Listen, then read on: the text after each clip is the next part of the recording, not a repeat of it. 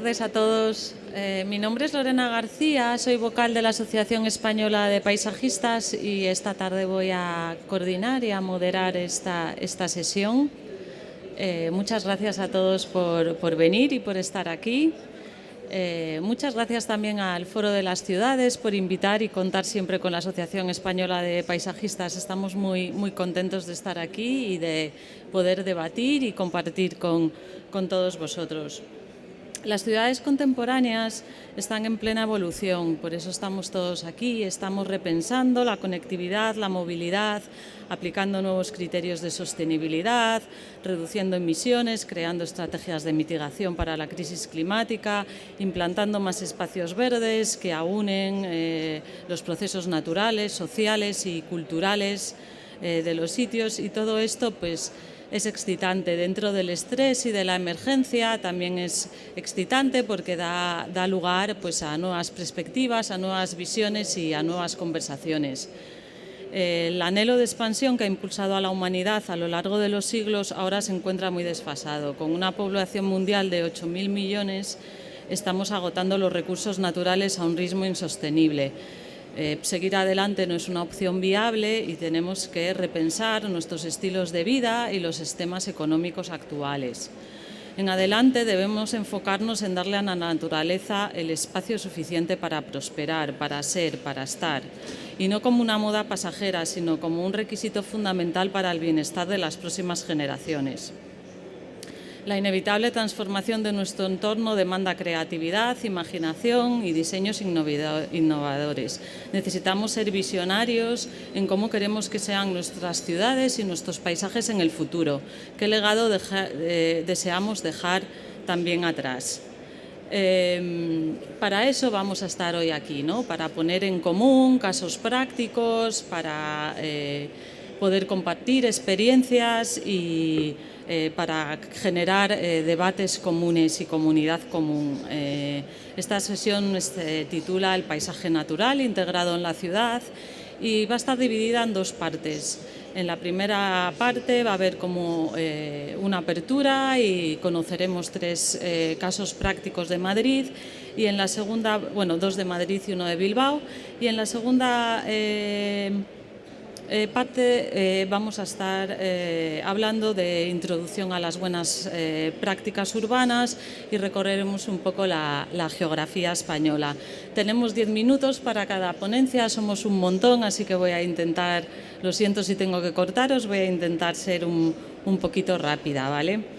Muchísimas gracias a Fundación Biodiversidad por coordinar con nosotros, con la Asociación Española esta sesión, y muchísimas gracias a CREA Madrid Nuevo Norte por apoyarnos y por apoyar esta sesión. Muchas gracias a todos.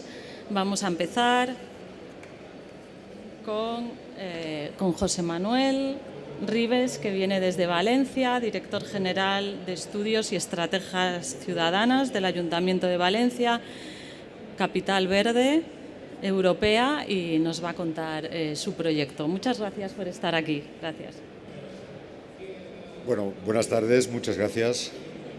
Voy a poner la presentación y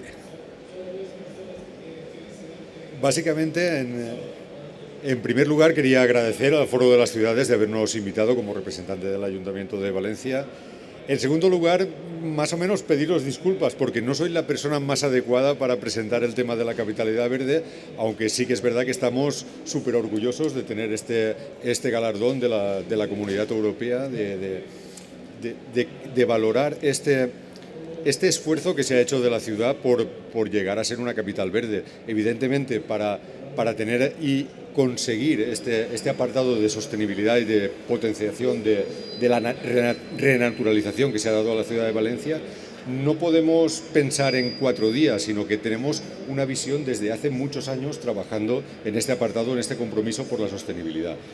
Por eso quería daros 4 conceptos súper rápido, ha dicho 10 minutos, tengo un vídeo al final que lo explica mejor que yo, mucho mejor que yo, entonces básicamente quería presentaros estos 4 apartados.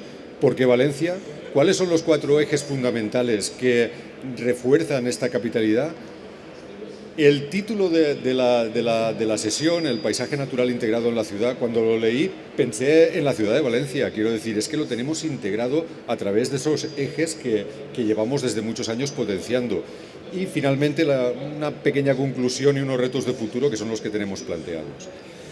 Por ello, el por qué Valencia, básicamente tenemos una ubicación privilegiada en el Mediterráneo, un clima muy bueno, tenemos unos activos ecosistémicos fundamentales como son los 4 ejes que vamos a ver, y la esencia de la gente de Valencia en el compromiso que vais a ver que por qué ese reto de ciudad se dio hace bastante tiempo. Entonces, ese premio a la sostenibilidad que tenemos como Capital Verde Europea, hemos tenido que pasar diferentes tipos de indicadores, desde la calidad del aire, la contaminación acústica, lumínica, el tratamiento de las aguas, la renaturalización de los diferentes parques, es decir, la movilidad sostenible, la accesibilidad. Tenemos muchos apartados que han influido y tenemos un gran número de indicadores para valorar ese trabajo o esa denominación, ese premio en teoría de la Comunidad Europea hacia nuestra ciudad.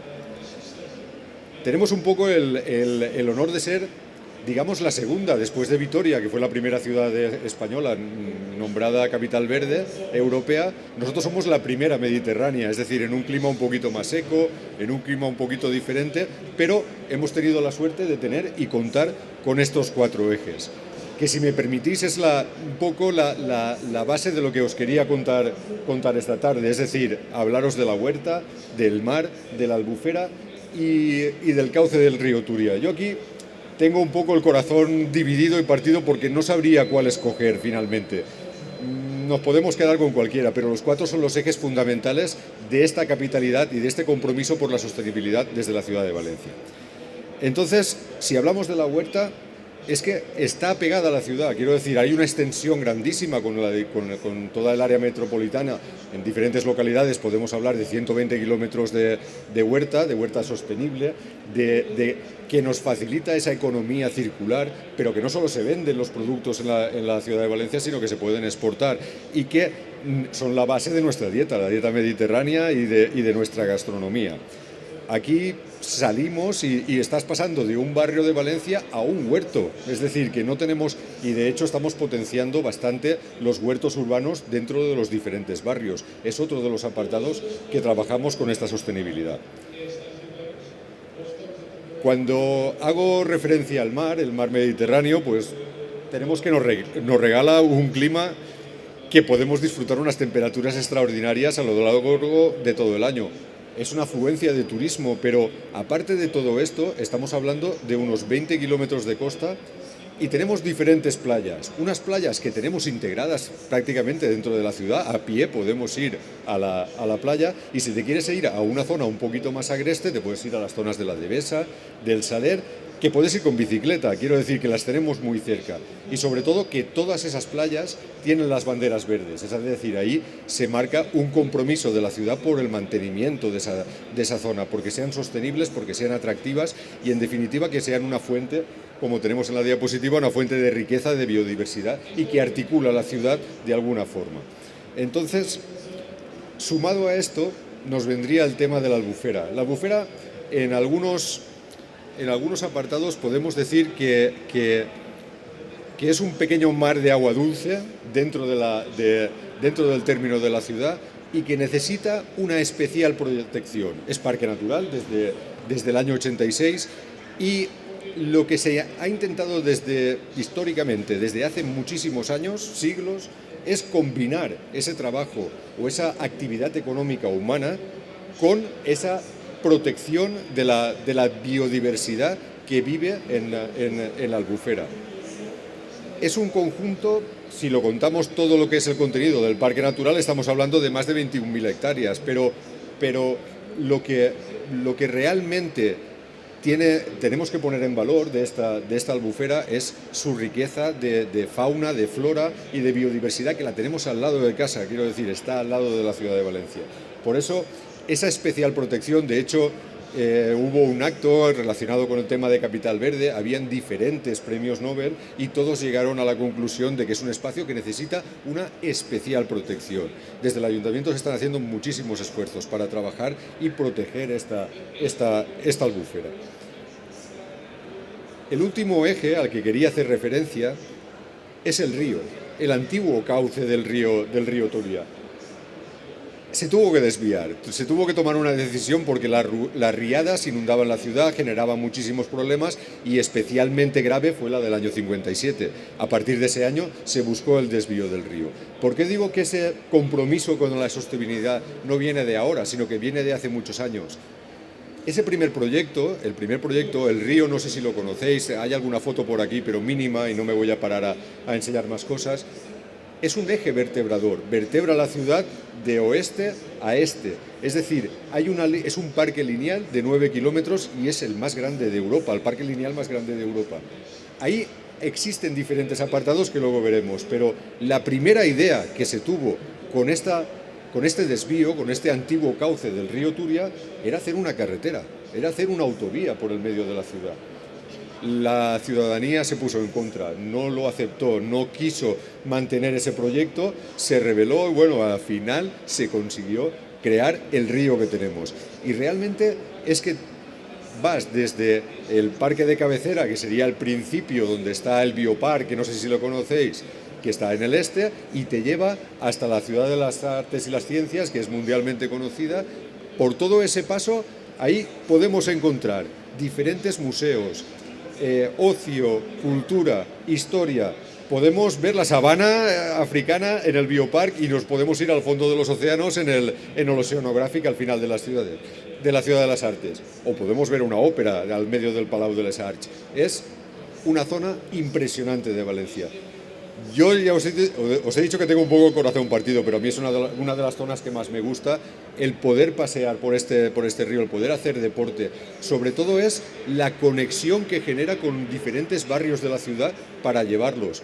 Uno de los proyectos de futuro que veremos un poco al final con un esbozo es seguir con ese río. Se está trabajando se inauguró en el 86 y estamos siguiendo en esa ampliación. Entonces queremos continuar hasta el mar, llevar ese cauce del río a que conecte en el mar.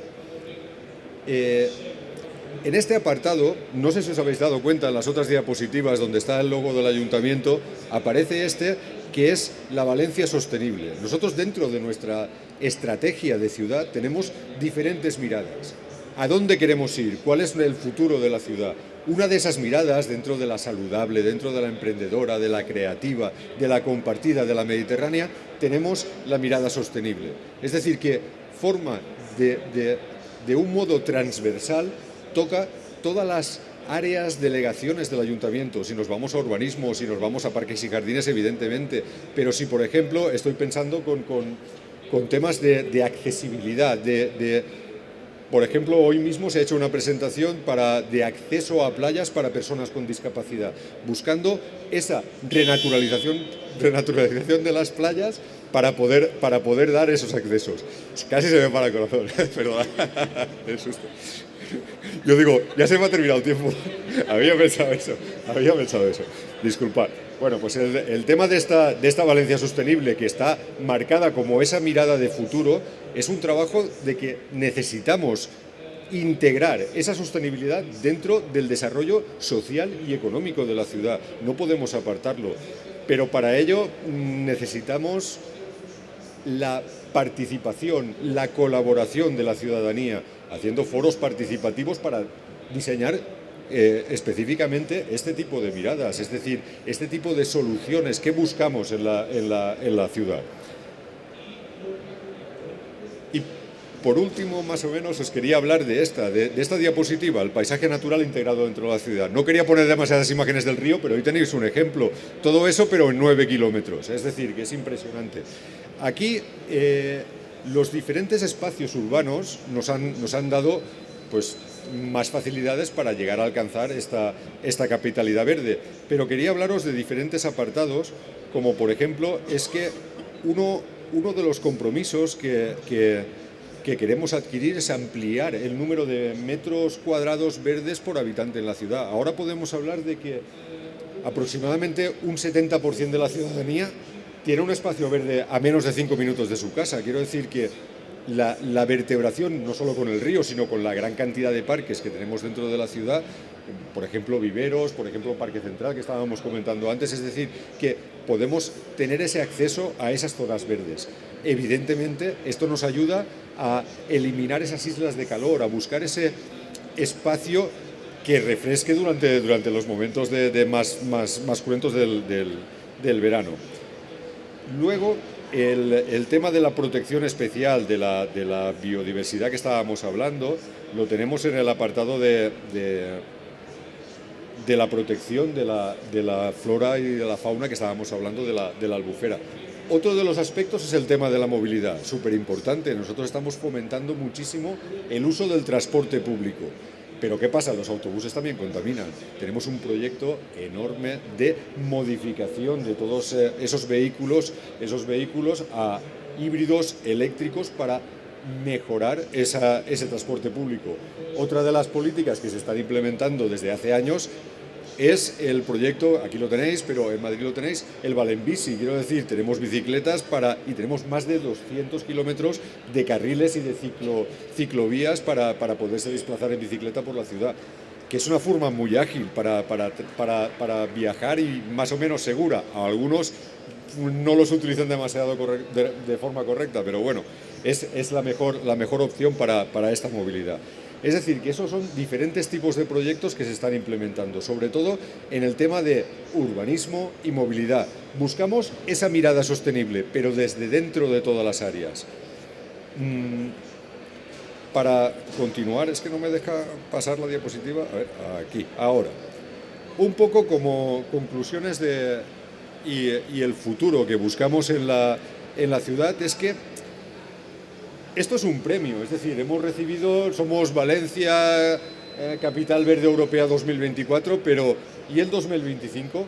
Eso no se puede acabar, se tiene que crear un legado, se tiene que crear una formación, se tiene que dejar el legado a la ciudadanía debe sentir como propia esa capitalidad verde, como ¿qué puedo hacer yo? Yo recuerdo en algunas de las clases que daba que hablábamos del concepto de glocal.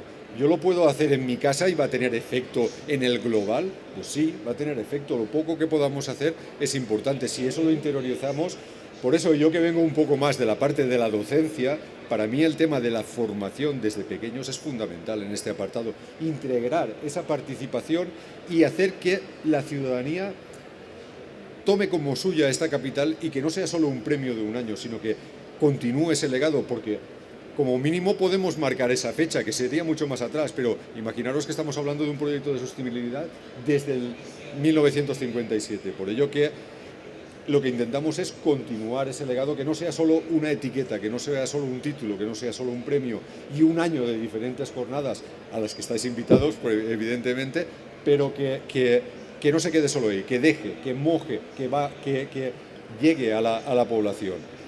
Y esta cultura de la sostenibilidad necesitamos seguir cuidando de la ciudad y ese es nuestro objetivo de futuro. Esas miradas que os he comentado de sostenibilidad, de la mirada saludable, de la mirada creativa dentro de la innovación, el trabajo de la innovación en este tema de sostenibilidad. Estamos desarrollando muchísimos proyectos de innovación y todos están relacionados con la sostenibilidad. Y por último, que no sé si va a funcionar, he intentado ir súper rápido para no pasarme del tiempo porque quería que vierais este vídeo. Si funciona y se escucha va a ser perfecto porque va a explicar muy bien qué es el concepto que queremos transmitir, qué es el concepto de un color, es el verde Valencia, es decir, Valencia capital verde, ¿por qué es ese verde Valencia? Voy a intentarlo, no sé si funciona, Me encargaron el proyecto de recrear el filtro Green Valencia a través de la inteligencia artificial. Pero ni siquiera la tecnología más avanzada alcanza a comprender algunas cosas. Así que hice lo único que podía hacer, el equipaje. Viajé a Valencia para tratar de entender por qué la inteligencia artificial no es capaz de captar ese verde tan especial. Desde el primer minuto la experiencia fue reveladora. De pronto vi que no solo recorría y admiraba esos lugares, estaba viviéndolos. Sentía que yo misma formaba parte de todo aquello. Mis 5 sentidos vibraban a cada paso, en cada segundo. Pronto me di cuenta de que en Valencia, la naturaleza y sus espacios verdes no son tan solo una foto bonita con filtros digitales. Forman parte de la esencia de esta tierra y de sus gentes. Sabores sorprendentes, ríos llenos de aventuras, puentes hacia mágicos lugares donde brota el alma milenaria de este afortunado rincón del Mediterráneo. Y entonces lo supe. El Green Valencia no es solo un color, es una emoción. Y cada persona la siente de un modo único. Quizá por eso sea imposible atraparla, porque en realidad es Valencia quien te atrapa a ti y te hace vibrar.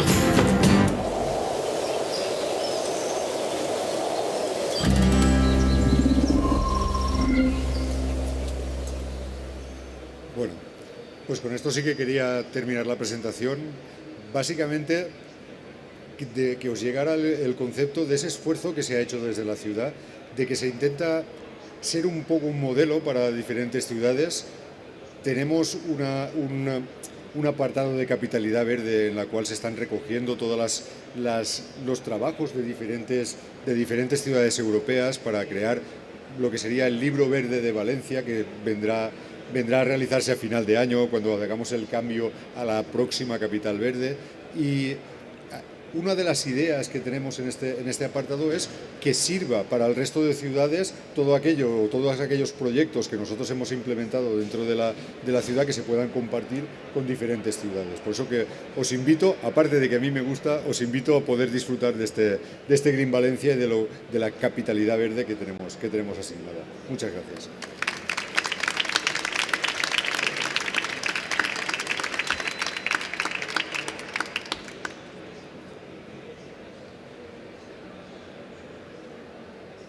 Muchas gracias, José Manuel. Ahora quería presentar a Iñaki Viñuela, presidente de la Asociación Española de Paisajistas.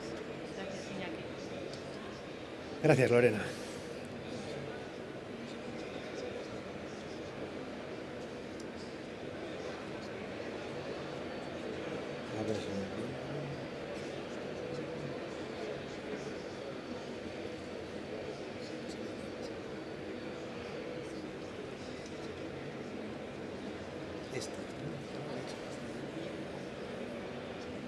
¿no?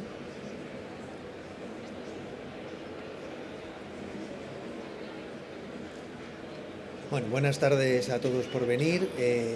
Supongo que lo haremos todos, pero aprovecho para agradecer a la Fundación Biodiversidad, a Madrid, Crea Madrid Nuevo Norte y al Foro de las Ciudades por invitarnos a esta jornada de reflexión.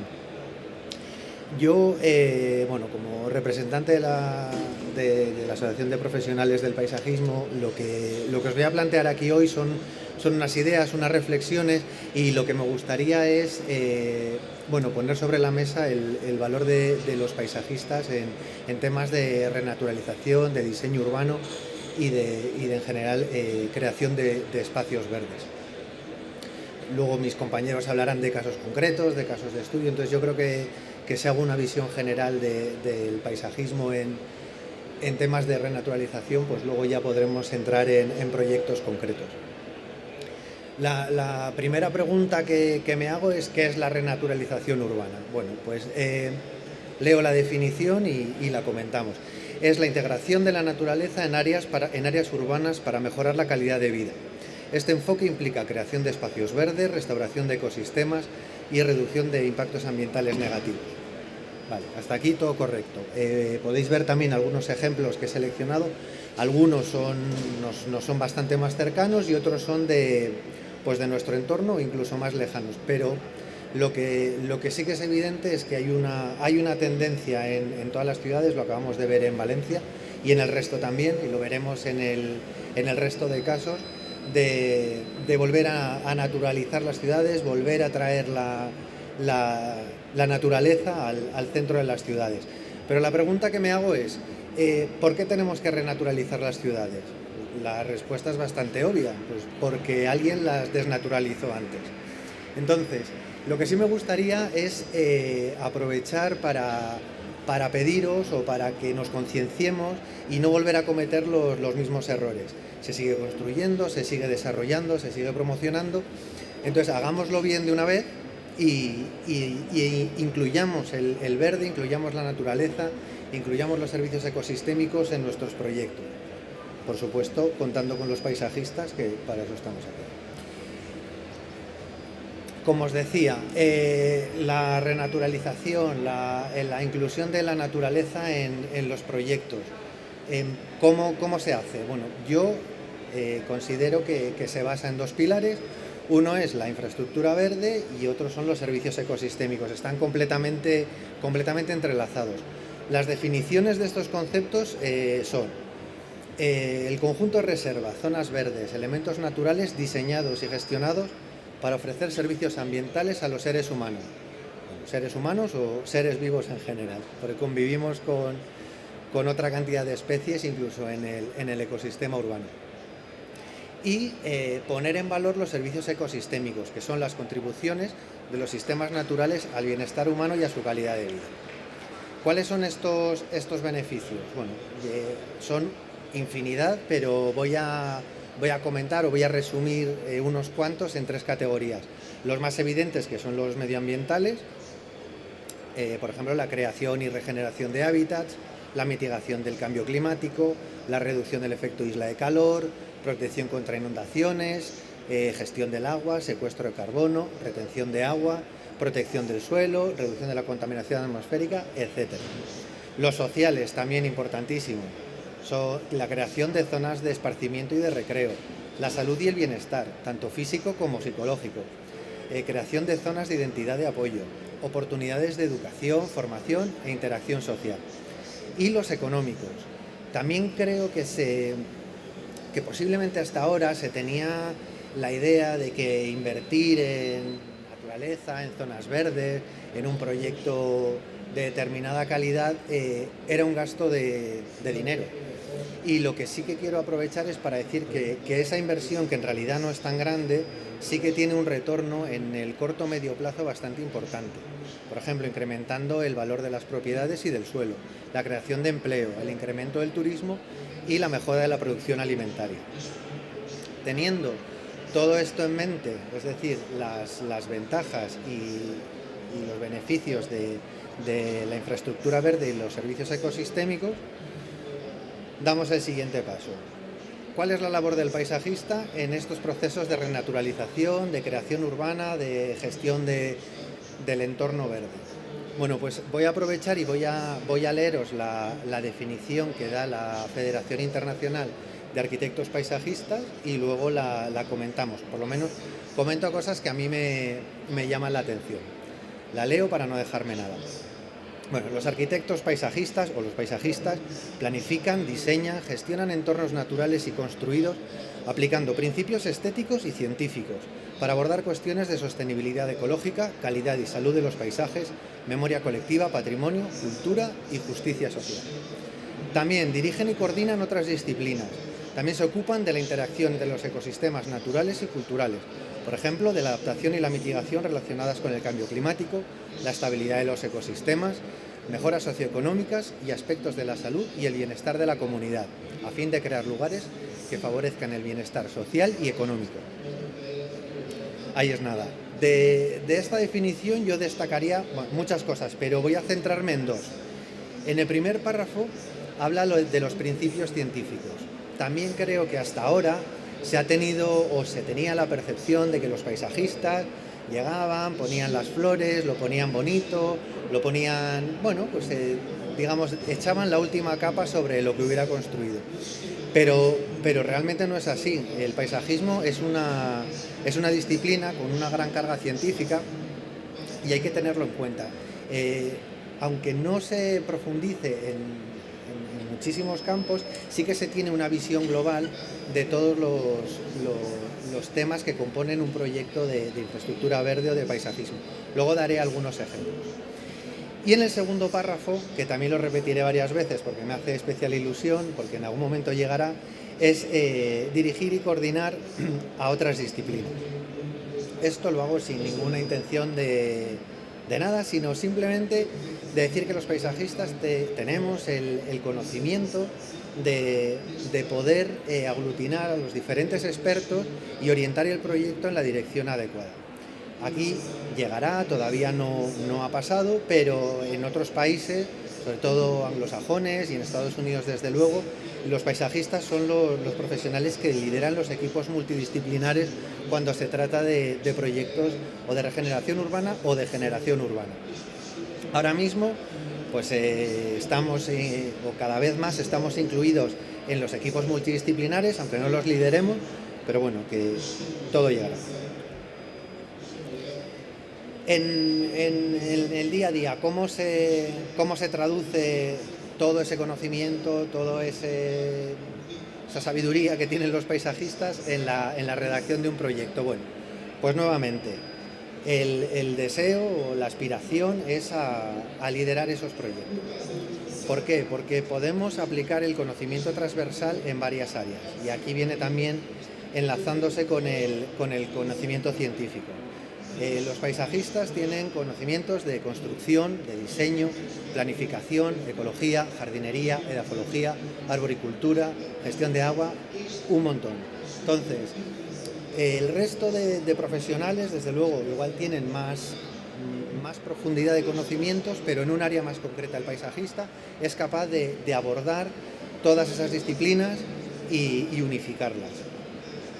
El ecosistema urbano es muy complejo y muy multifactorial. Entonces, cuantos más seamos en los equipos, mejor será el resultado. Pues no tengamos miedo de incluir a cuantos más profesionales mejor, sobre todo en proyectos de determinada envergadura, que veremos luego, donde cuantos más, desde luego que mejor. Una vez que hemos hecho el repaso global a los elementos que componen la renaturalización, a la labor del paisajista, os voy a hablar más en concreto de cuál es nuestra situación ahora, también para que entendáis un poco en qué terreno nos movemos, ¿vale? En Europa los paisajistas estamos de esta manera, ¿vale? Hay 10 países que tienen la profesión regulada. Austria la tiene regulada a nivel nacional y el resto, los otros 9, a nivel de Unión Europea. Hay 3 situaciones particulares, Islandia, Reino Unido y Suiza, que sí la tienen regulada, pero como no son parte de la Unión Europea, pues no los podemos contar. Y el resto del porrón de países que queda, que no la tenemos regulada. Pero esto me lleva a la Directiva 2005/36, creo que es, que dice que una vez que 1/3 de los países de la Unión Europea tengan la profesión regulada, reconocida, el resto de países la regulan, no automáticamente, pero de manera prácticamente automática, que no inmediata. Entonces, desde la EP estamos trabajando en la transposición de esa directiva a la legislación nacional. No sé cuándo va a ser, no creo que sea mañana, pero seguro que lo conseguiremos, ¿vale? Entonces, antes de terminar, sí quiero mencionar que afortunadamente ya contamos con 3 grados que están produciendo paisajistas per se en España, que son la Universidad Rey Juan Carlos, la Politécnica de Cataluña y la Universidad de Coruña y Santiago de Compostela, más los 10 másters que ya son históricos, que ofrecen cursos de especialización en paisajismo. Como os decía, ¿qué creo que va a pasar cuando la profesión sea reconocida en España? Bueno, pues que obviamente pasará de estar reconocida socialmente a estar reconocida legalmente. ¿Esto qué puede implicar? Pues que es previsible que la figura del paisajista sea fundamental y obligatoria en todos los proyectos de diseño urbano y de gestión del paisaje. Así como se incorporarán paisajistas tanto en las administraciones públicas como en las empresas privadas. Y finalmente, ya con esto termino, lideraremos equipos multidisciplinares junto con arquitectos, urbanistas, ingenieros, medioambientalistas, ecólogos, agrónomos, etc. Os agradezco a todos vuestra asistencia y os animo a inscribiros en la EP, los que podáis, y que cuantos más seamos, pues más ruido podremos hacer. Muchas gracias.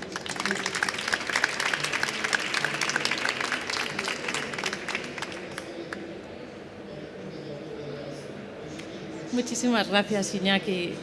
Como veis, los paisajistas no lo tenemos fácil en este país y por eso es una enorme alegría para nosotros ver en este foro a muchísimos compañeros y a muchísimos miembros de la asociación presentando proyectos muy creativos, muy innovadores y con una visión muy estimulante del futuro de las ciudades. Y para ello es un placer presentar a Susana Canogar, arquitecta paisajista y un referente del paisajismo en España, que, bueno, para todos, pues sobre todo para mi generación, ha sido siempre pues, una figura a observar y a estudiar.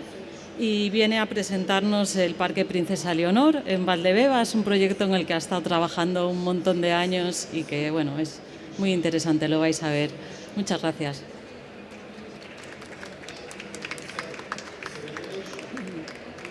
Muchas gracias, Lorena, por esa presentación. Y ahora necesito ayuda técnica para encontrar mi presentación. ¿Cuál es? No, es un PDF. Este.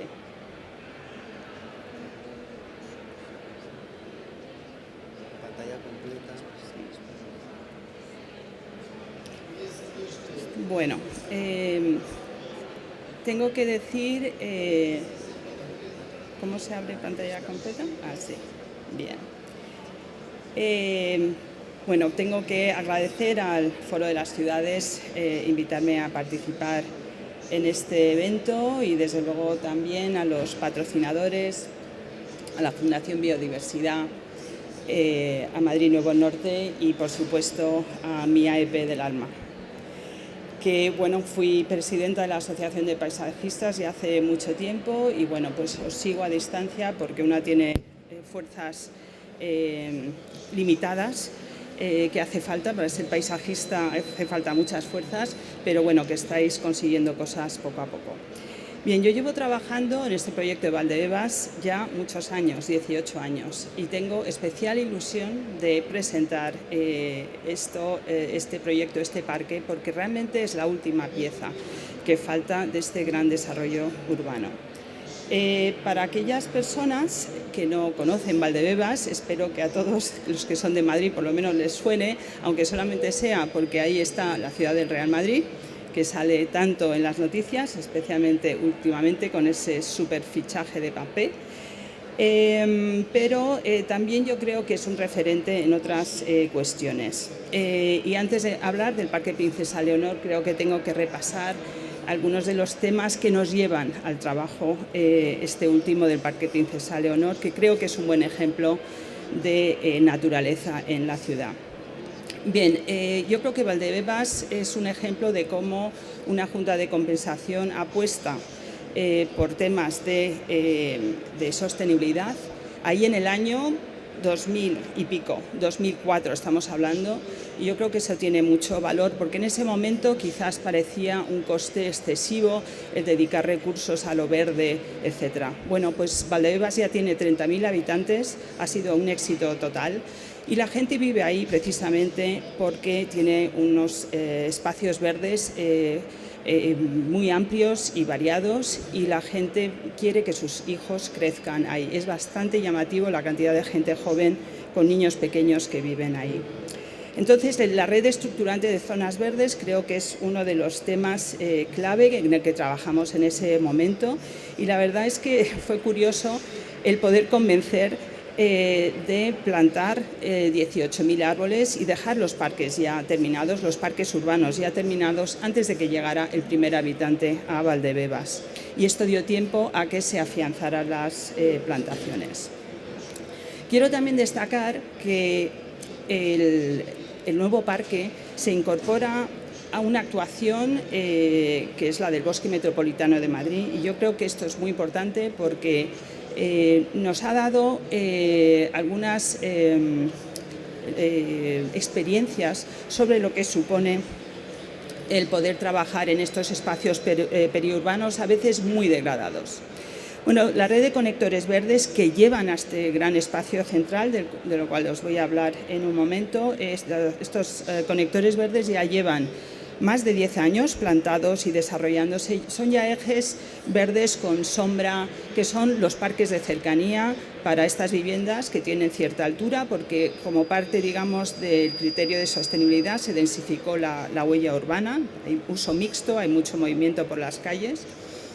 Y aquí vemos cómo ya, pues, incluso en verano, los niños bajan a jugar a estos parques cercanos a su casa porque ya las moreras dan una sombra importante. Luego, en el año 2009, se convocó un concurso en el cual también participó apoyando el concurso la Asociación Española de Paisajistas, que fue muy importante, yo creo que para Madrid, que fue el concurso para un parque urbano. Este concurso en el cual tenían que participar paisajistas en el equipo y, bueno, de hecho era una de las primeras veces que se incluía esta figura dentro de concursos de espacios de esta entidad. Bueno, salió ganador un proyecto que creo que tenía mucho interés por un tema muy concreto, y es que planteaba un parque a dos tiempos. Una fachada urbana, una franja estrecha que rodeaba todo este paseo marítimo, que lo llaman, este paseo que da contra este gran parque, y permitía construir este parque, que de hecho estaba separado del espacio más agreste interior mediante un muro.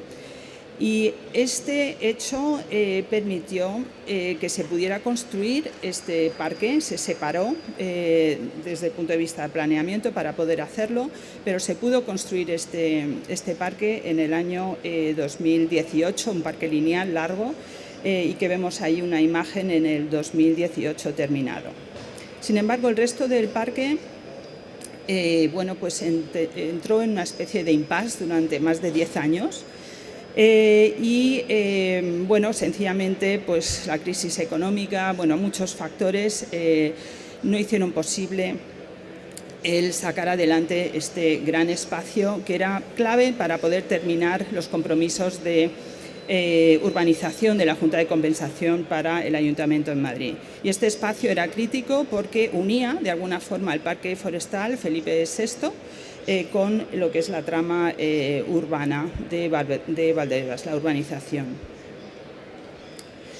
Bien, pues nos ofrecieron el reto en el año 2019 de entrar a diseñar esta zona interior basándonos, mirando el concurso, pero ya con muchos factores que habían cambiado y que tuvieron que incorporarse. Una nueva entrada, aprovechando que estaba la estación de cercanías, y también el hecho de que durante esos 10 años se habían excavado todas las parcelas de edificación y se habían puesto en esta gran parcela de 78 hectáreas como una especie de vertedero. Eso quiere decir que nos encontramos con un espacio, esto es una foto relativamente actual, pero nos encontramos realmente con un erial. Entonces empezamos a definir qué tipo de actuación podíamos realizar ahí, y sin dudarlo tenía que ser trabajando con la naturaleza, era usando soluciones basadas en la naturaleza. Definimos los paisajes que había anteriormente al desarrollo ahí, una zona de dehesa, en la zona alta de la actuación, donde es la cumbrera que separa, de hecho, dos cuencas hidrográficas, una zona central con un carácter agrario y una zona baja que era un paisaje de ribera que teníamos que recrear. Entonces, este era un poco el objetivo y, por supuesto, pues cumplir todos los principios sostenibles que son parte ya fundamental y diaria de nuestro trabajo. Aquí veis la imagen del espacio en el año 2019. Era realmente desolador.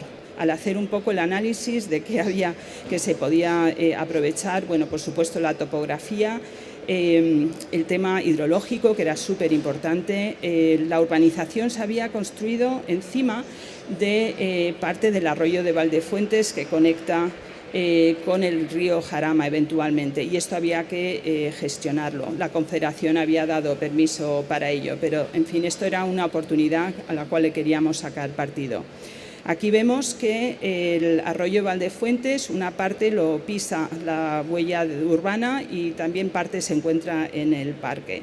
Claro, hemos visto la imagen de cómo de deteriorado estaba el espacio. Realmente tuvimos que recrear la hidrología del ámbito. Se movieron tierras, las mínimas posibles, pero sí que hubo que mover tierras para también facilitar la conexión del frente urbano con este gran espacio, porque había una diferencia de cotas. Y bueno, pues ahí vemos que recreamos un arroyo y debajo veis una imagen un año más tarde. Lo que sí nos motivó mucho es que pudimos manejar un 95% de los eventos de tormenta en este espacio. Mediante cálculos vimos que si digamos las lluvias, la mayor parte de las lluvias y tormentas lo íbamos a poder gestionar, pero si se producían eventos de mayor calado, sí que es verdad que hay una conexión a la tubería que conecta al arroyo de Valdebebas aguas abajo y de alguna forma devuelve agua al sistema fluvial. Otro tema que tuvimos que tomar muy en serio era el tema de regeneración de suelo. Como hemos hablado, era inerte el suelo, absolutamente inerte, cero materia orgánica. Pero sí que es verdad que mediante la superposición de fotografías históricas desde el año 2007, o incluso estuvimos consultando el vuelo de los americanos del año 50 y tantos. Habían sido campos agrarios de cereales, de hecho, durante toda una serie de años hasta el año 2000, que los propietarios se unen a la Junta de Compensación para desarrollar este ámbito que tanto atractivo tiene por la cercanía que tiene al centro de Madrid. Pero sí que es verdad que en esta superposición encontramos que hay una zona que vemos en el planito de abajo a la izquierda, una zona de 4 hectáreas en verde oscuro, que es el único sitio que no se ha tocado en todo este tiempo. ¿Y qué hacemos? Usamos esto como un reservorio para todos los microbios del suelo que hay naturalmente ahí. Se cogen unos cultivos y bueno, pues se hace una solución que se aplica mediante hidrosiembras en las siguientes fases. Esto ha sido bastante novedoso, hacer esta actuación, y quizás lo que nos falta ahora es comprobar cómo va funcionando este sistema. Vemos que desde luego vegetación cada vez va más. En todos los años, en los 10 años que estuvo parado el proyecto, casi no creció nada de plantación, era muy llamativo, pero realmente en los últimos 2 años hemos visto un cambio muy importante. También incorporamos materia orgánica al suelo según la normativa, y bueno, dio paso a imágenes muy bellas y de tractores también trabajando por ahí, y me pregunto cómo habrá sido para las personas que estaban viendo el nacimiento de un parque desde sus casas, porque hay toda una fila de viviendas que miran a este parque y han sido testigos de todo este proceso. Bueno, la selección de especies, no me voy a detener mucho en esto, pero bueno, hay 3 tipos de paisaje: la dehesa, con las especies propias de una dehesa, especies agrícolas, hay filas de arbolado agrario, como pueden ser los almendros, bueno, pues hay diferentes tipos, como pueden ser... Fíjate que ahora mismo no me sale ninguno más. Bueno, pues olivos, etcétera. Un poco el paisaje un poco de la zona centro, reproducida un poco en este espacio.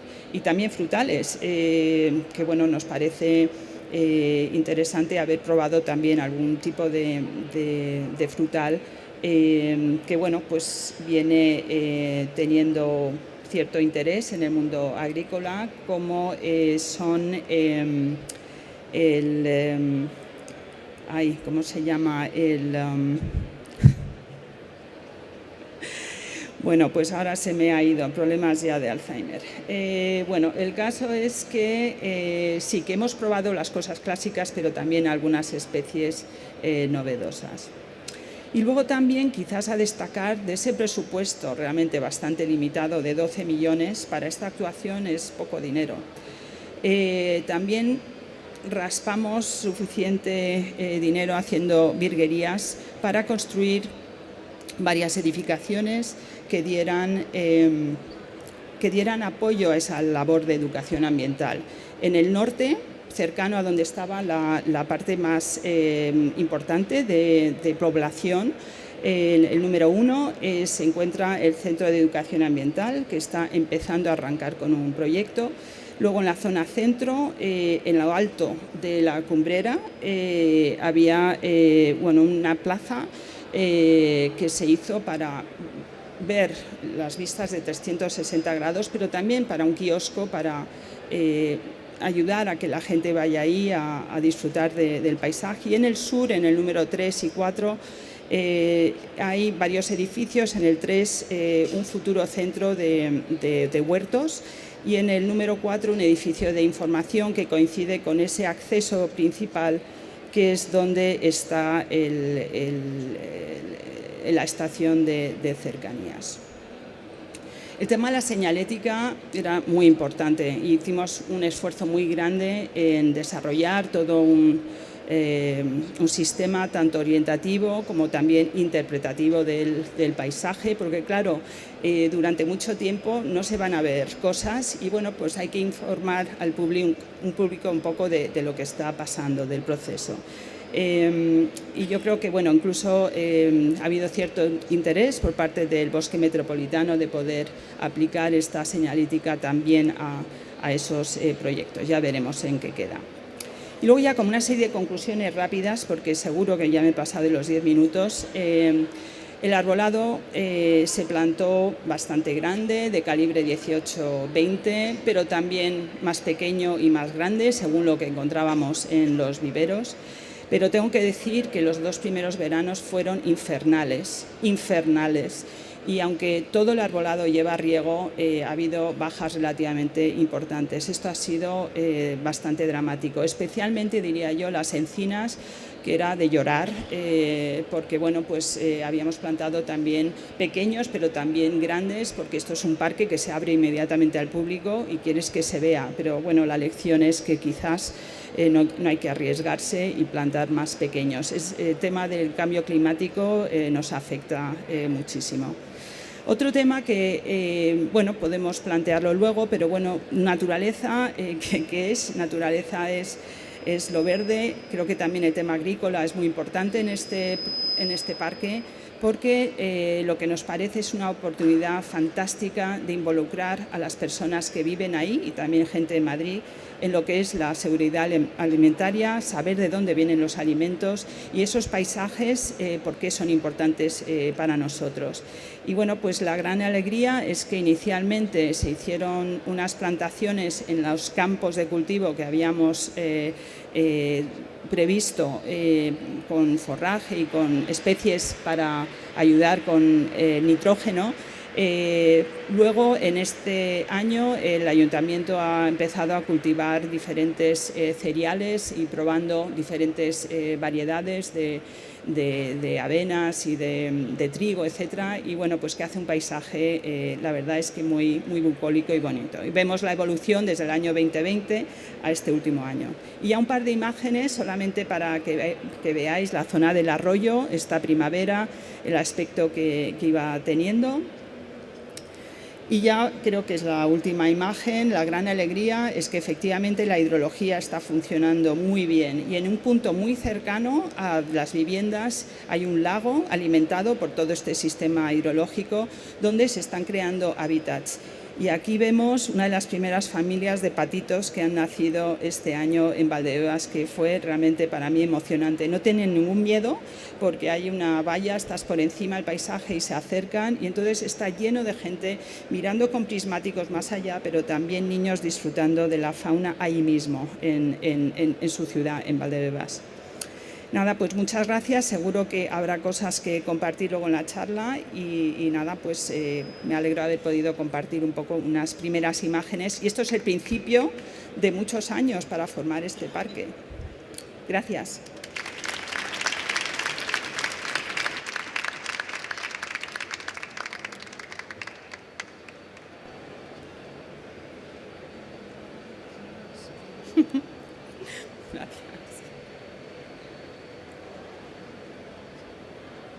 Bueno, ahora nos vamos a mover ahora un poquito más al norte y vamos a hablar de un proyecto que nos hace muchísima ilusión, que es Crea Madrid Nuevo Norte, y tenemos con nosotros Mariola Marino, directora de Diseño, Innovación y Sostenibilidad de Crea Madrid Nuevo Norte, Naturaleza Urbana en Madrid Nuevo Norte. Muchas gracias. Muchas gracias. Aquí creo que está.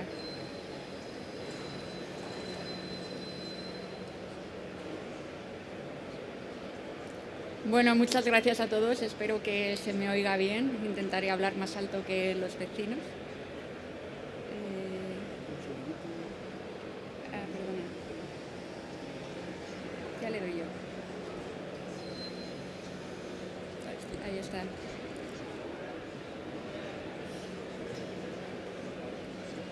Pues es un poco difícil hablar de Madrid Nuevo Norte en un foro donde veo un montón de caras conocidas que han participado y que han volcado su talento, ¿no? Es un proyecto que ya lleva 30 años y que además es el proyecto de regeneración más grande de Europa, por lo cual tiene bastante relevancia a nivel local, a nivel de ciudad, a nivel nacional, regional y a nivel europeo. Se trata de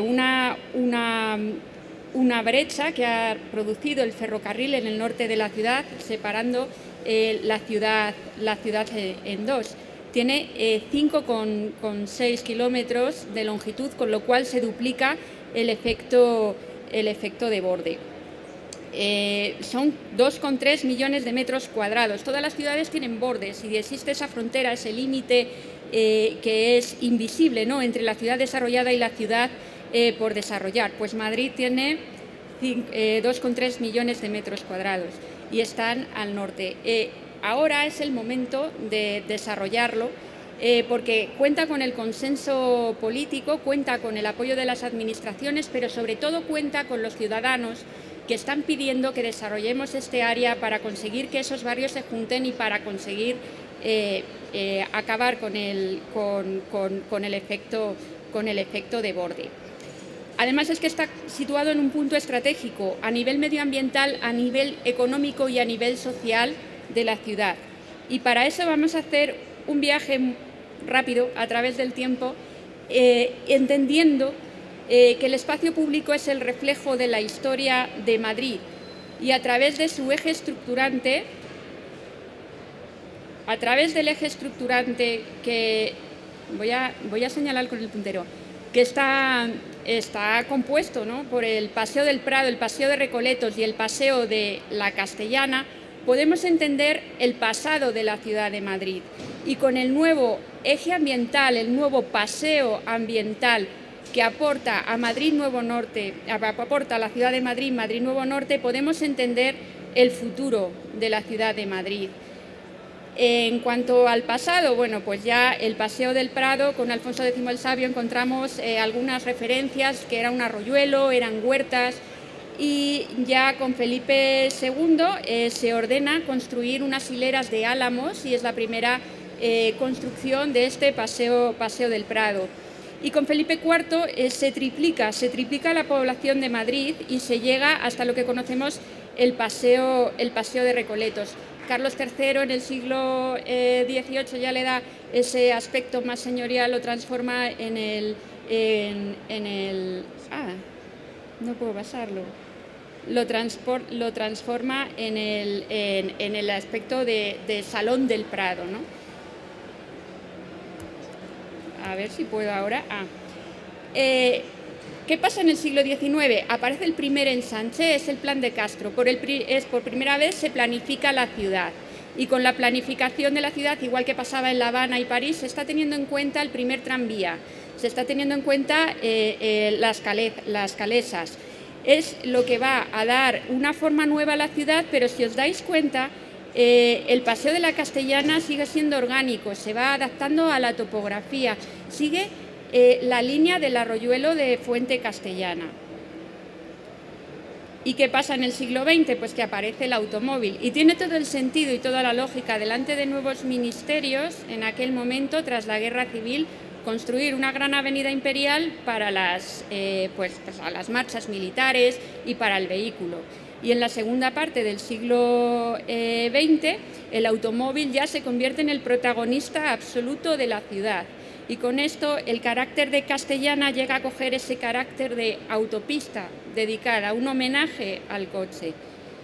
¿Y qué pasa en el siglo XXI? Pues en el siglo XXI Madrid Nuevo Norte es la gran oportunidad que tiene Madrid de devolver al ciudadano el derecho a disfrutar del espacio público, volver a recuperar su paseo con un eje ambiental que conecte con la naturaleza, con la cuenca alta del Manzanares y que le dé el enfoque de sostenibilidad a nivel económico, social y medioambiental del siglo XXI que Madrid necesita. ¿Y cómo es introducir la naturaleza en la ciudad a través de Madrid Nuevo Norte? Bueno, pues las sinergias que tiene con el resto de proyectos, con el bosque metropolitano, con 75 kilómetros de bosque alrededor de la ciudad, o con el Arco Verde, conectando todos los municipios de Madrid, y teniendo en cuenta también los marcos directores ya de paisajismo que tiene el Ayuntamiento de Madrid, donde ubica como puntos de acupuntura las zonas verdes existentes y las intenta conectar a través de bulevares que producen dentro de Madrid una capilaridad, una infraestructura verde que también llega al interior de la ciudad.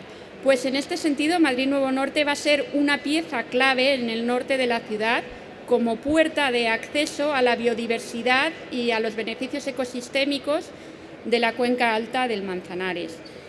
¿Y esto cómo es posible? Bueno, por supuesto tenemos que hablar de movilidad y es que Madrid Nuevo Norte ya cuenta con la estación de Chamartín. La estación de Chamartín, que en un futuro a 15 minutos de conexión con el aeropuerto, es la puerta a Europa, la puerta a Latinoamérica, la puerta al mundo. Y ahora mismo está en un proceso de ampliación de la estación, como sabéis, ha habido un proyecto internacional, pero lo importante de conseguir es la integración de la estación en la ciudad, porque en el siglo pasado las estaciones, aunque estaban dentro de la ciudad, se quedaban aisladas. El gran reto de esta estación es conseguir que se quede integrada. Y cómo no, si tenemos esta estación como puerta al mundo, ¿cómo no vamos a tener un sistema de movilidad volcada al transporte público?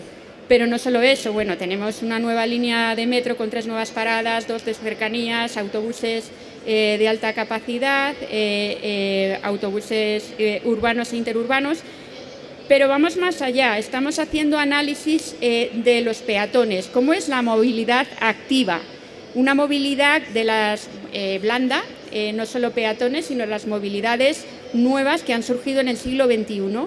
Y eso lo estudiamos en sinergia con el estudio de tráfico tradicional que se suele hacer.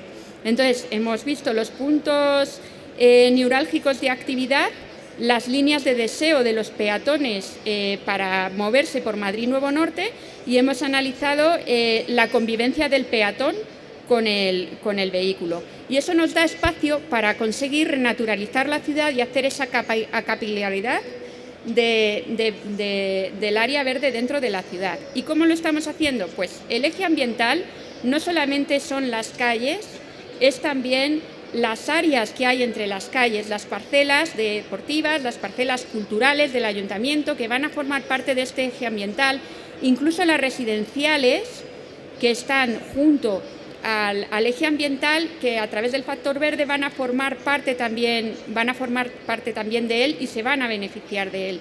Y en cuanto a los servicios ecosistémicos, pues aparte de la captación de CO2 y de los sistemas de drenaje urbano sostenible, que no solo es en el eje ambiental, sino que se extienden a través de calles de prioridad peatonal, estamos analizando cómo conectar con el ecosistema existente. Y en todos los proyectos trabajamos con paisajistas, pero estamos comenzando un proyecto nuevo, muy pionero, en el que vamos a medir el ecosistema que hay actualmente en el espacio que va a ocupar Madrid Nuevo Norte, los de alrededor. Vamos a medir lo que se está proponiendo con los proyectos y vamos a comparar para entender cómo Madrid Nuevo Norte puede potenciar y puede ayudar a mejorar la integración de la biodiversidad en la ciudad. Como decía Iñaki antes, también se trata de incluir, ¿no?, la actividad social, que sea una ciudad vibrante y una ciudad llena de vida. Para eso tenemos la calle Agustín de Foxá, que es la calle dedicada más al transporte público, donde estarán los locales comerciales, donde estarán las terrazas y que llenará de actividad esta nueva ciudad. Porque entendemos esos espacios públicos como una secuencia de diferentes actividades que van dando forma a la ciudad. Luego, entender que como es un proyecto a tan largo plazo, estamos trabajando con las administraciones, con el Ayuntamiento y la Comunidad de Madrid en un área demostradora de acción climática con estrategias de energía, de drenaje urbano sostenible, de movilidad, de infraestructura azul y verde y también de materiales de construcción, que se está desarrollando en el centro de negocios, pero es para aplicar no solo a Madrid Nuevo Norte, sino para aplicar a todo Madrid. Y por último, contaros que una de las piezas clave de la intervención paisajística de Madrid Nuevo Norte es el parque, que se construye sobre el haz de vías. Es similar al Parque de Valencia, que está mucho más evolucionado, porque llevamos 2 años. Hicimos un concurso internacional de paisajistas, lo está desarrollando Westate. El de Valencia es Gustafsson Porter, que es maravilloso.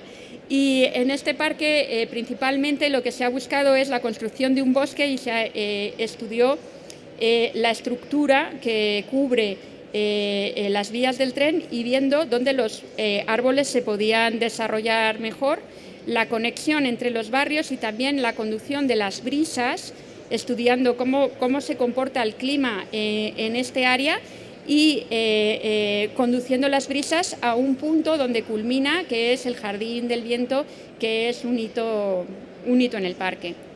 Bueno, y podría estar hablando eternamente de Madrid Nuevo Norte, pero creo que no tengo más tiempo. Muchas gracias.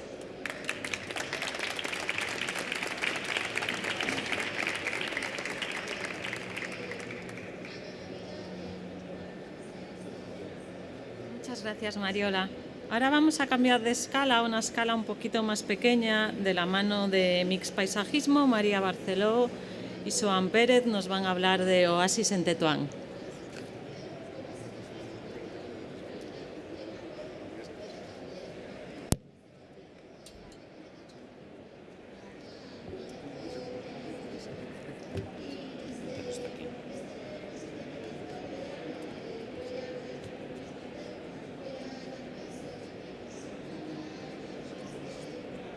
Será... Es por aquí, por esa desplegable. Ahí, desplegar. Y ahora modo pantalla completa. Abajo.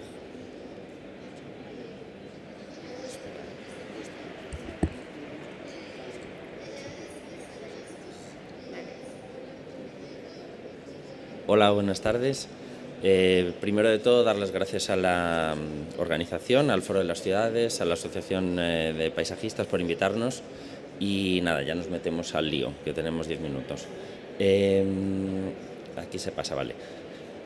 Nosotros normalmente cuando trabajamos siempre miramos... No se me escucha, lo creo, ¿no? No pasa nada. Vemos parámetros diferentes, siempre miramos a la escala, a la comunidad, hacemos por mejorar la biodiversidad. El contexto para nosotros es muy importante, tanto el contexto de paisaje natural como el contexto socioeconómico, que en este caso ha sido muy importante en este parque. Las sinergias entre profesiones diferentes, multidisciplinaridad y SUTS. En este parque también se ha implementado mucho SUTS en diferentes modalidades. Esto es una foto del parque, que es muy pequeñito, por cierto. Pasamos de 80 hectáreas a 800 metros cuadrados.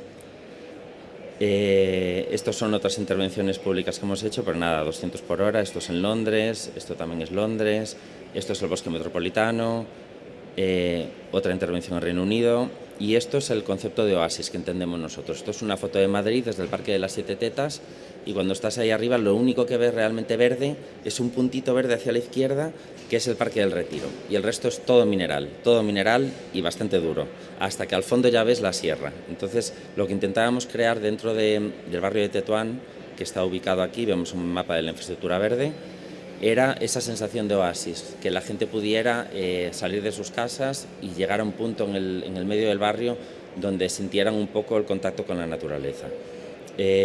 Fue gracias, o sea, este parque se hizo gracias también a Metrobacesa, que apostaron por nosotros, apostaron por un parque diferente. Se hizo en colaboración con BAB Arquitectos, el Ayuntamiento de Madrid, que también estuvo muy involucrado, y UPOL Ingeniería. Sí, yo quería decir el tema ese de la relación que hemos tenido directa con el Ayuntamiento de Madrid. Para nosotros ha sido en momentos difícil, pero en otros momentos muy enriquecedor, yo creo que para ellos y para nosotros, aprender de que las cosas se pueden hacer de otra manera, y ellos han apostado por crear espacios diferentes, y que hubiera paisajistas. Yo creo que valoraron mucho que hubiera paisajistas en el proyecto para crear ese espacio. Aquí vemos un poco el ámbito. Las líneas rojas son básicamente la circulación vehicular, y dentro de esas grandes arterias de circulación vehicular encontramos este segmento del barrio de Tetuán. Ahí en la estrellita está el parque. Vemos una foto aérea, bastante mineral, como veis, bastante construido. Es uno de los barrios más densos de Madrid, junto con Puente de Vallecas. Aquí está el parque en la estrella. Otra vista más, al fondo tenemos Azca, parque, y nada, pues ¿cómo afrontamos esto? Pues hay que ver siempre lo que decía antes, ¿no? O sea, ¿quiénes son los usuarios del parque? ¿Quién lo va a usar? ¿Cómo es este barrio? Este barrio tiene una densidad poblacional que llega a los 400 y sobrepasa los 400 habitantes por hectárea, que es una densidad bastante potente. En muchos de los casos se trata de construcciones, edificaciones que no tienen balcón, de huella pequeña, con lo cual son pisos estrechos, angostos. Entonces la gente necesita espacio exterior, la gente va a utilizar este espacio, no solamente para sacar el perro, no solamente para correr, sino para estar pues muchas tardes de verano, muchas noches de verano. La infraestructura verde del barrio, ¿cuál es? Hay zonas estanciales, es un barrio que tiene jugabilidad.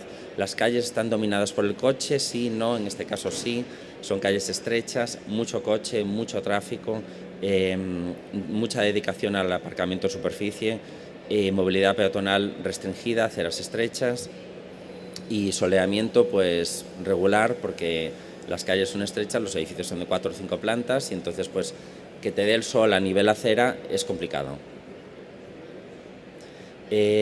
Nuestros criterios de intervención para este parque, pues los que vemos aquí en estos dibujillos. Generar un punto más dentro de la infraestructura verde de Madrid, combatir el efecto isla de calor, SUTS, o sea, el uso responsable del agua, que fuera un espacio multigeneracional. Eso era muy importante. O sea, era importante, el parque iba ligado a un nuevo desarrollo urbanístico que iba enfocado más bien a familias jóvenes. Entonces era importante dar servicio a todos los usuarios del barrio existentes, desde gente pues jubilada, gente mayor, gente más joven, niños, para que se mezclaran en este espacio que, como decía antes, es muy pequeñito, son 800 metros cuadrados. Bastante jugable, accesibilidad. El parque se encontraba, o sea, conecta dos calles que están a diferente cota, con lo cual era importante ver cómo se hacían esas conexiones, intentar aumentar la biodiversidad dentro de lo posible y que se generara pues una experiencia biofílica, ¿no? O sea, esos servicios ecosistémicos. Esto es la planta del parque a la derecha, a la izquierda es uno de los primeros bocetos así muy rápidos de cómo podía ser esa plantación. Di algo, María. Sí, bueno, y aquí un poco, como veis, hay una estructura de caminos muy fuerte, porque las líneas de deseo de comunicación estaban muy fuertemente creadas. Hay dos calles que la bordean, conecta dos calles. Entonces había que crear esos caminos con accesibilidad universal. Entonces, al ser un espacio tan pequeño, los recorridos tienen que ser de 1,80 m. Al final, el espacio de tránsito ocupaba un espacio muy grande con respecto o sea, lo tenía que ocupar. Y además daba acceso a los edificios. Entonces, lo que intentamos es que esas transiciones fueran parte del espacio de parque, y entonces hacer zonas estanciales, ensanchar en determinados puntos esos recorridos y generar zonas estanciales. Esto ya es una imagen actual del parque. Estas son las primeras infografías que se hicieron, y esto ya son imágenes del parque la primavera pasada. La topografía en esa zona, la verdad es que Tetuán tiene una topografía bastante extrema en algunas zonas. En este punto, en el parque, solo hay una diferencia de cota entre las dos calles de 1,50 m aproximadamente, y entonces jugamos con lo que hicimos es aprovechar esas condiciones para crear las zonas estanciales.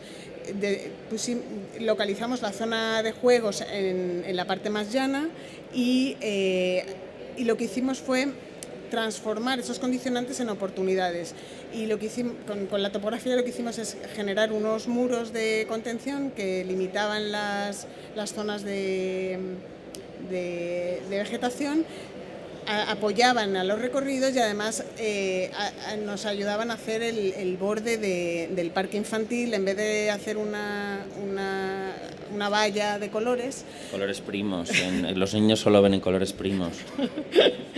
Pues hacer y entonces que ese elemento de banco fuera, o sea, ese elemento de borde fuera banco y fuera elemento de juego también para los niños. El esquemita, eso fue como un poco el origen del diseño. Estas son unas imágenes de antes y después en el proceso. Eso también es la primavera anterior. Hemos tenido un problema porque los miscanthus los penisetum se han recortado demasiado. Claro, se especificó una variedad de penisetum que crece bastante.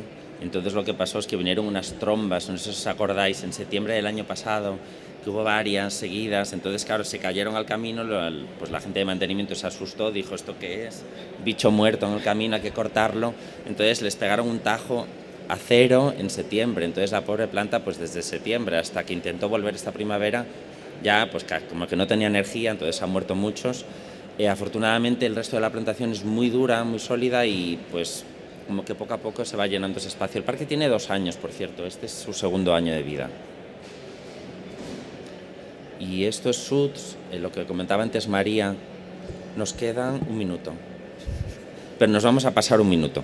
Lo de Suds era muy importante para nosotros porque, por lo que comentaba María antes, ¿no? O sea, hay muchas zonas que son duras, pavimentadas, que tuvieron que ser así para permitir las circulaciones. Entonces lo que se hizo fue buscar la máxima permeabilidad. O sea, aquí vemos un ejemplo de hormigón poroso sobre el cual se colocó un adoquín drenante por junta.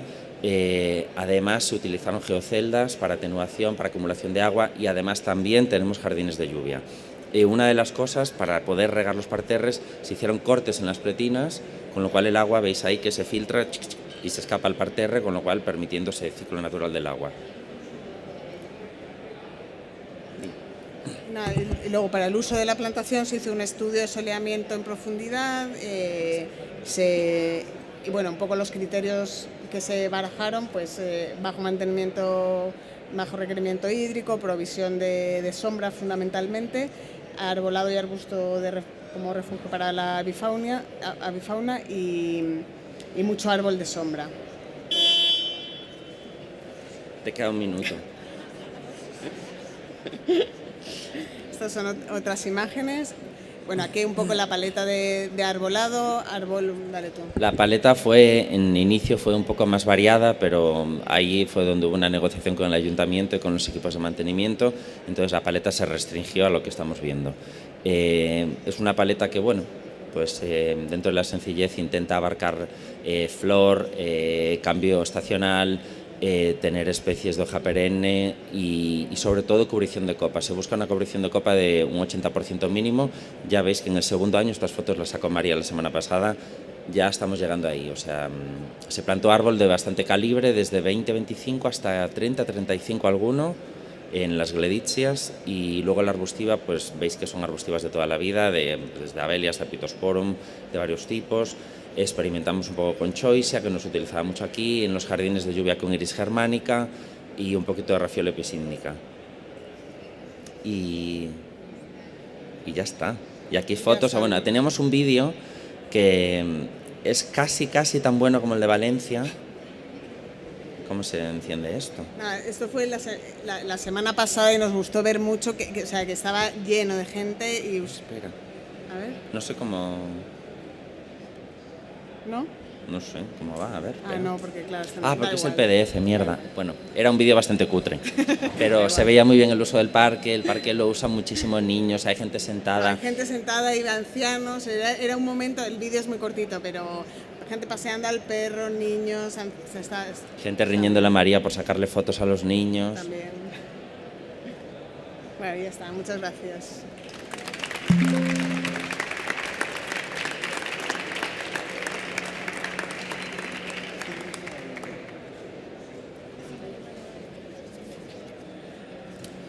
Bueno, ahora vamos a viajar al norte, al País Vasco, a Bilbao. Tenemos con nosotros a Fabio Tejada, Strategic Planning and Advisor Service Director of Arup. Va a hablar del Master Plan de Abando en Bilbao. Gracias. Muy bien, muchas gracias. Voy a buscarla. Aquí.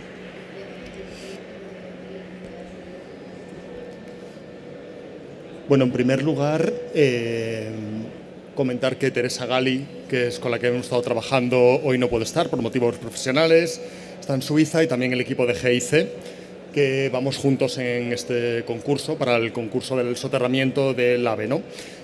El AVE llega a Bilbao, Adif ha encargado ya la obra civil y la obra de la estación en sí misma, y el Ayuntamiento de Bilbao empieza a intentar pensar cuál es la oportunidad de construir un espacio sobre vías, ¿no? No es algo que en Bilbao no haya ocurrido, ya ocurrió en Amézola, en la integración del ferrocarril, la avenida del ferrocarril, que por cierto mis orígenes profesionales empezaron ahí, y unos añitos después volver y tener esta oportunidad de haber trabajado, ¿no? Comentar que en este proyecto el peso del paisajismo ha sido fundamental y un poco diferente. Nosotros hemos entendido el proyecto no desde un liderazgo, sino desde una co-creación. Es decir, aquí ha habido una cooperación íntima entre el equipo de sociólogos, el equipo de arquitectos, el equipo de ingenieros, el equipo de paisajistas, y creo que ha sido un resultado muy coral. De hecho, no hay un autor, este proyecto no es de nadie, realmente es de todo el equipo que hemos venido trabajando, ¿no? La oportunidad son 120.000 metros cuadrados, que no es mucho en suelo comparativamente con los 200 hectáreas de Madrid Nuevo Norte, pero es cierto que Bilbao, la ley de vasca del suelo es muy intensa en edificabilidades. Esto venía parte del encargo, por parte del acuerdo que había entre el Ayuntamiento y el ADIF. Estamos hablando de 1.000 nuevas viviendas. Bilbao está muy tensionado a nivel de vivienda. Y lo que hemos intentado hacer es adecuar la ley vasca del suelo, que también es exigente en número de zonas verdes y espacios libres, 25.000 metros cuadrados de equipamientos, y destacar que hay un conjunto de barrios. La trinchera ferroviaria separa principalmente... ¿Tú cómo es que han sacado el puntero, Mariola? Ya estoy. Vale, gracias. Bilbao está muy segregado. Las vías, de hecho, han marcado. Por un lado tenemos la zona de la playa de Vías, la estación actual de Abando, pero luego tenemos el barrio, digamos, el ensanche propio de Abando, que es una zona poder adquisitivo medio alto, tirando a medio alto. Luego tenemos la zona de Casco Viejo, tenemos la zona de Bilbao la Vieja, que es una zona un poquito compleja, y luego si me voy un poquito más aquí al sur, es el barrio nuevo que se llama Miribilla. Por lo tanto, es un espacio no muy largo, pero que segrega muchísimas condiciones, ¿no? Os enseño una de las imágenes. Este es el ámbito de las vías. Podéis ver un poco la densidad de Bilbao. Estas son las Torres de Zabalburu, la zona de Amézola, que es la zona del cubrimiento de vías. Bilbao es tremendamente denso y una de las particularidades que tenía era cómo ser capaces de conjugar la densidad urbana, la existente, la nueva, y uno de los elementos que tuvimos un debate en el equipo fue si la regeneración del primer Bilbao, los años 90, primeros de los 2000, fue capaz de transformar el modelo urbano y terciarizarlo. ¿Cuál es el reto que tenía el gran proyecto de transformación que tiene en marcha Bilbao junto con Zorrozaurre, pero digamos ya está en otro nivel de madurez, y era el intentar plantear un nuevo mecanismo de movilidad? Y luego comentaré en un cierto momento, porque cuanto menos calles, más zonas verdes, es así de sencillo. Entonces fue uno de los trabajos que estuvimos en equipo definiendo. Aquí podéis ver los 4 principales vectores que hemos venido trabajando. El primero es la naturaleza, y contaremos en los 2 casos, tenemos como una doble escala.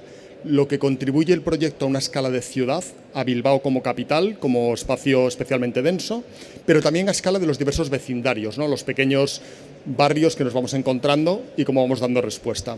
También tenemos la escala de la movilidad sostenible, como os comentaba y os anticipaba anteriormente. Tenemos la infraestructura ferroviaria, es la que realmente va a transformar la ciudad. La llegada del AVE es un gran proyecto muy demandado por la ciudadanía, por las administraciones, por las empresas, pero también la capacidad del vecindario de promover un espacio peatonal.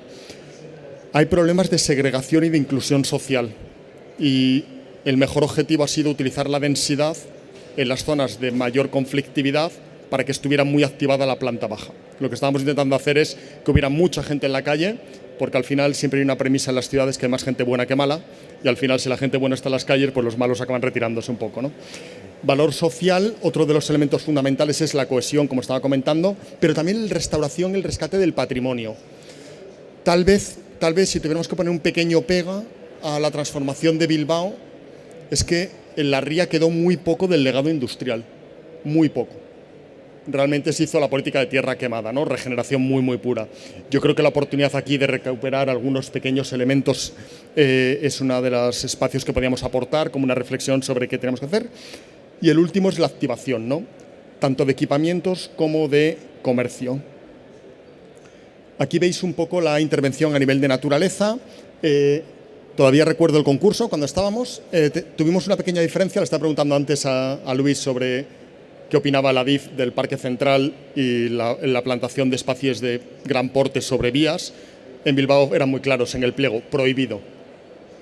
¿Vale? O sea, no lo tuvieron súper claro, fue muy fácil. Entonces, me acuerdo justo con Teresa, con Jordi de Arquitectura y Agronomía, dijeron, pero esto es el norte, ¿no? Hagamos un prado.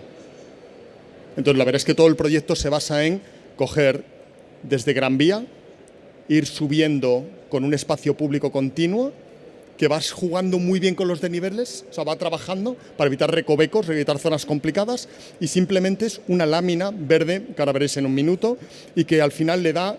Prácticamente no está atravesado con ningún viario, lo único que la atraviesa es porque hay que dar servicio de acceso de taxis a la estación. Este es el estado actual de las vías, los que conozcáis la cúpula histórica de Abando, está aquí es donde paran ahora mismo los trenes, aquí está la estación de Feve Concordia, que es preciosa, por cierto, y esta es la imagen futura, con ese espacio verde completamente abierto, en el que justo en los bordes somos capaces de hacer plantaciones de alto porte porque ya estamos sobre terreno firme. Y uno de los elementos que aquí se empieza a apreciar es que la cúpula, que no va a tener uso ferroviario de ningún tipo, lo que hacemos es que el parque entre. Directamente el parque atraviesa la cúpula y llega a la Gran Vía. Y de ahí somos capaces de llegar a los Jardines de Albia, de los Jardines de Albia damos el salto a la ría, llegamos al Arenal, bueno, digamos, creamos una estructura verde que podrías llegar a prácticamente a nivel peatonal. Esta es la imagen que os comentaba anteriormente, como la cúpula ferroviaria se le va a cambiar la cubierta, se va a convertir en una cubierta translúcida y permitiendo la entrada del parque en su interior. Y yo creo que uno de los elementos que me parece muy atractivos, esto es ahora mismo la calle Hurtago de Amézaga, es la calle en la que todo el sistema de Bizkaibus, que es súper utilizado en Vizcaya, que es un poco los verdes de la Comunidad de Madrid para los que estáis de aquí, pues los Bizkaibus aparcan en el lateral. Los veis ahí aparcados y tienen una dársena enorme, ¿no? Pues haremos una dársena subterránea, estará debajo de la estación, intercambiará directamente con la estación del AVE, y lo que planteamos es, se plantea la introducción del tranvía, un tranvía que sigue el trazado actual de Abandibarra, que ya va sobre zona verde, convertir esta calle en una calle de tránsito únicamente de residentes y transporte público, recuperamos las aceras, recuperamos los bajos comerciales y aquí podéis ver un poco el carácter traslúcido de esa cubierta y el parque intentando entrar en el interior de tal modo que al final todo sea un continuo. Si seguimos en la recuperación de los elementos de identidad, los barrios, las naturalezas, sí que somos capaces de ir copiando o integrando las tipologías, las urban fabrics, las texturas urbanas de los entornos próximos e irles adentrando en el parque, invitando, conectando con colegios, con elementos que existen. Aquí veis otra de las imágenes aéreas. Y aquí podéis ver un poco el resultado de lo que será ese gran espacio central, verde, que es por el que discurrirán las vías. Va poquito a poco subiendo la pendiente, poquito a poco, y va llegando a introducirse la zona un poquito más de Bilbao la Vieja, Zabala. Son zonas un poquito más complicadas, pero que intentamos que funcionen y abriendo zonas de equipamiento, etc. Y por último, la activación. No es tanto la cantidad de gente que va a vivir, las nuevas 1000 viviendas, sino que todos los barrios limítrofes tienen, como le estaba pasando y estabais comentando y me sentía muy identificado, las densidades de Bilbao son muy parecidas y al final son espacios que no han tenido espacio de disfrute. Los niños no tienen columpios, así de sencillo. Pero no solo los limpios, si os traigo los niños. Este es una residencia de personas mayores que a día de hoy no tiene espacio público. O sea, estos señores no pueden salir a que les saquen a tomar el sol. No tienen ni por delante ni por detrás, ¿no? Y aquí lo que tienen es una trinchera ferroviaria fantástica y una de las propuestas que yo creo que todo el equipo tuvimos muy claro fue abrirles sus soportales, que tuvieran espacios accesibles para que pudieran justo jugar, pues a lo mejor con sus nietos o simplemente ver a otros niños jugar en un entorno bastante agradable. Esto ahora mismo es una zona conflictiva y, como os comentaba anteriormente, no negamos la necesidad de introducir densidad urbana para que se active, para que haya mejor gente. Esto ya lo vimos en Amézola, que conseguimos que zonas de Recalde un poquito complicadas y de Irala se mejoraran, ¿no? Y nada, por daros un poco esa imagen final de ese espacio en el que veis las densidades que proponemos, están en consonancia con elementos históricos. Esta es la antigua sede del BBV.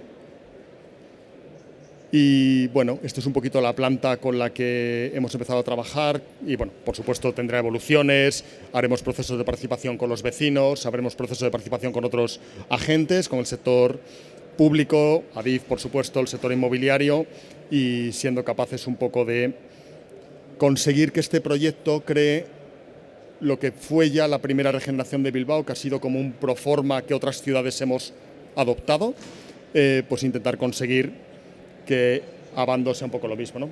Pues sorionak, o gracias.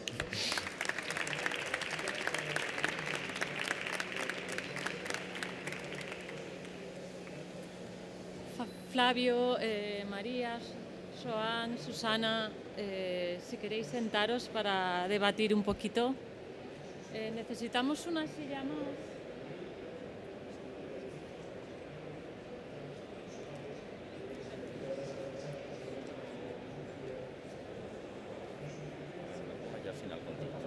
Tenemos muy poquito tiempo, pero podemos hacer 2 preguntas breves. Si hay alguien del público interesado en preguntar. Una pregunta por aquí.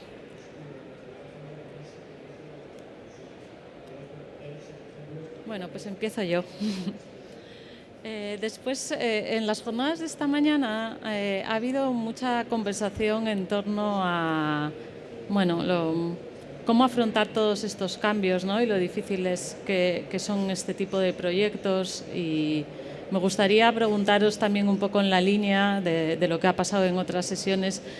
¿Qué es lo que vosotros echáis de menos? ¿Qué es lo que os gustaría que hubiera, tanto por parte de las instituciones también como por parte de la sociedad, ¿no? ¿Qué esperáis ¿Qué os gustaría, qué cambios os gustaría ver para que estos proyectos se pudieran realizar pues, o de manera más ágil o de manera más fácil?